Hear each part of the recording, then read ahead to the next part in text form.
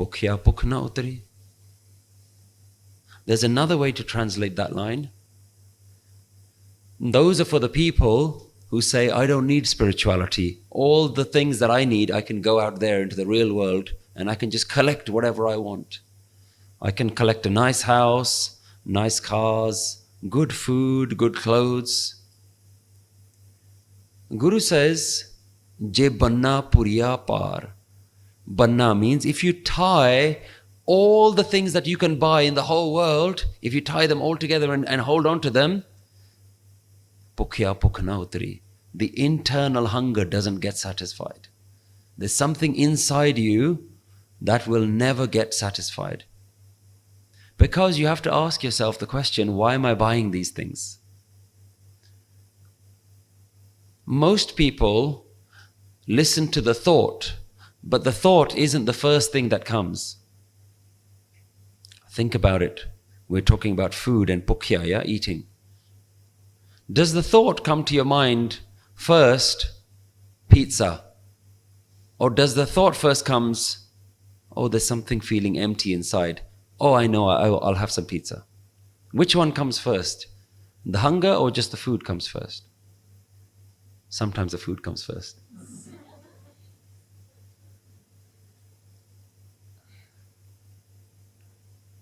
But if you're doing it to satisfy a hunger, the hunger has to come first. Then the thought comes.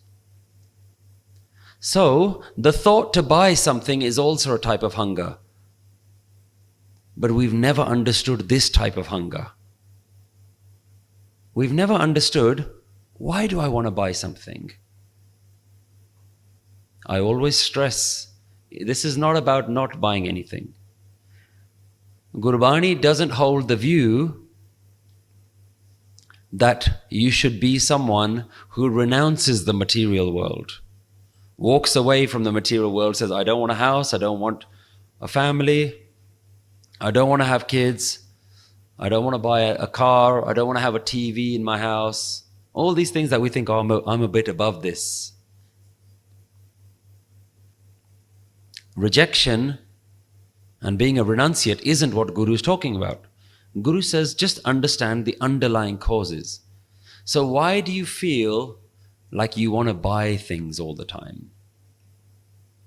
Something to think about. What is the hunger behind it? The hunger behind it says, I'm not happy.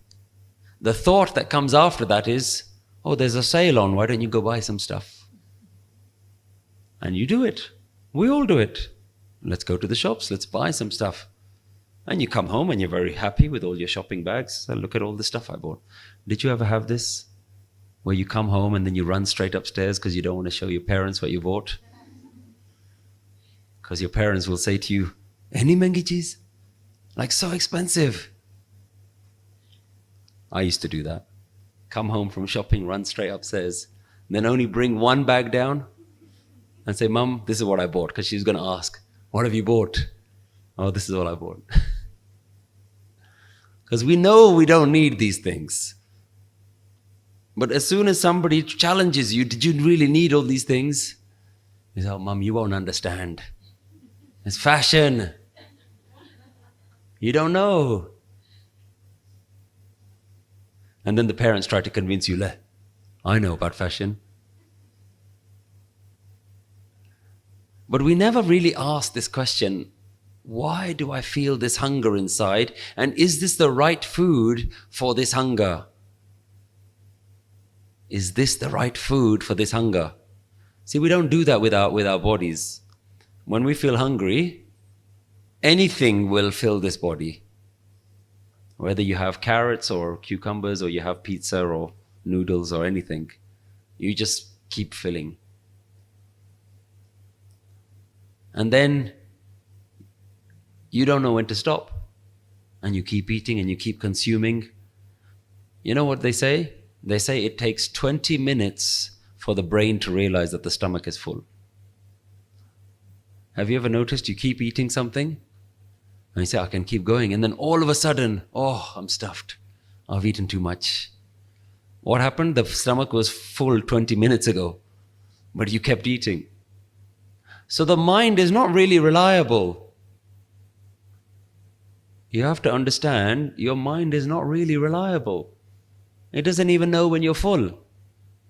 So when your mind says to you, go and buy some stuff, you're not feeling great, you have to understand that's not necessarily the best advice. Buying stuff doesn't always make you happy. It makes you happy for a little bit.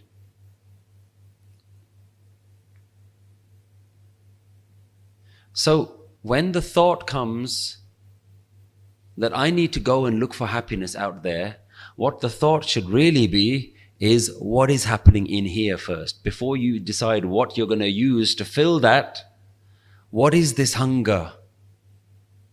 What is this emptiness? What is this void that I feel inside me? That void, that emptiness that you feel inside you, that you think will be filled by making you happy and going outside and buying something, that void is something that you and me have all been blessed with. You've been blessed with a hunger inside. You've been blessed with a feeling that nothing else that I buy seems to ever fill that void. And we spend our whole life in this cycle. When you're young, you're told you have to do all of your studies so that you get a good job. Why do you want to get a good job? So you can get some money to buy stuff. And it's not that you don't need to buy things. You need to buy a house, you need to have a car, you need to have some clothes. Anyone ever looked at their cupboard and say, I have too many clothes? Yes. Anybody looked in their cupboard and said, I have too many clothes, but I'm not going to be tempted to buy anything more? No, because something good comes along. I always have this argument with my wife. She goes and she finds something nice and she buys it. And I said, I think you have about 3 of those. And she says, yeah, but I'll use this one as well. And I'm the complete opposite. Like if I have 1 pair of shoes, only when those pair of shoes are broken, then I say, oh, those blue shoes, I need to replace those blue shoes. Or if I have some walking boots, I wait for them to be finished. And she says, oh, there's some good walking boots, do you want to buy it? I said, no, I have some. I don't need to buy any. So we have to understand that there are impulses inside of us that aren't necessarily the right thing for us. So this is why I say that first understand the hunger that's inside you.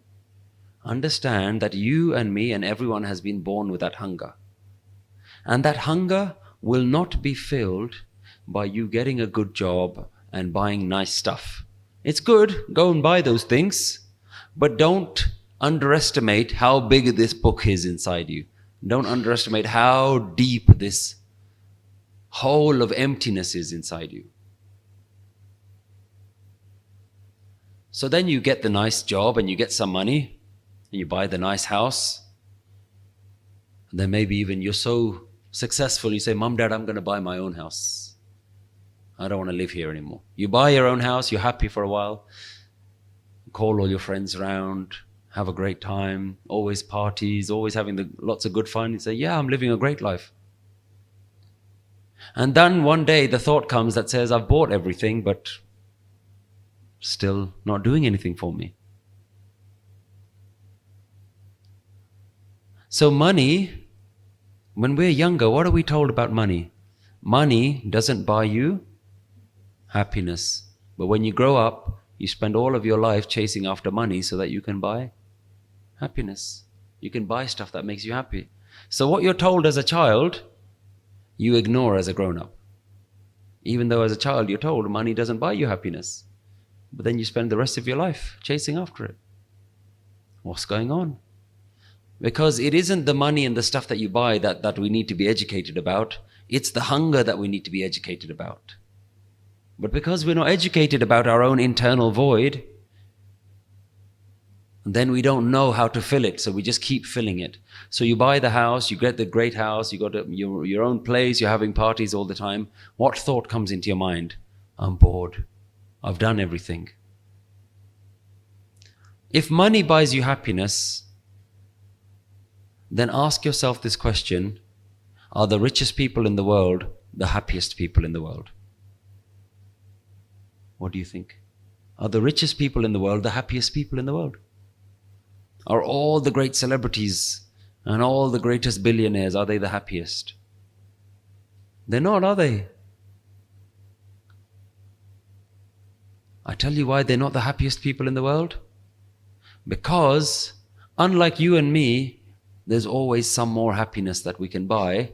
The richest people in the world, imagine they wake up one morning and they realize, I've got nothing left to buy. I've got everything. How disheartening must that feeling be when you still feel empty inside, but you look all around you and say, I've bought everything. I don't have anything more to buy. I already got the private jet outside and the helicopter and all the rich expensive cars, and I've got a house here and a house there. I've got nothing else to buy, but I still feel empty inside because he didn't have training on what this empty feeling is inside. So we do that, we try and buy things and we get the idea, I'm a little bit bored. You say, okay, I think I should get married now. That'll make me happy. Wrong. It'll make you happy for a little bit, but then what? You get bored. The happiness doesn't last. Then you say, let's have some kids. We think kids will make us happy. Oh, it'll be so great. We'll have a baby. And then the baby comes along and you're thinking, we were so much happier without this baby. Now what do we do? And you say, let's have another baby. So the one baby can look after the other baby. Big mistake. Now you got two babies. We were so much happier with one baby. It was so easy with one baby. Now we got two.